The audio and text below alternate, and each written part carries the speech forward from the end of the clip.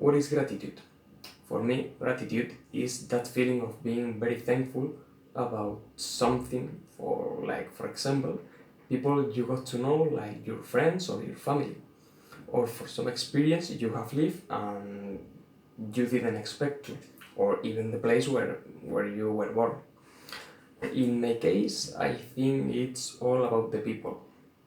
I mean, I'm very grateful for the place where I live and the school and high school I went to study, because it's where I got to know my friends, with whom I have a lot of fun every time we meet.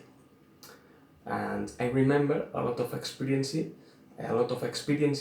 that wouldn't be so much funny if they weren't there.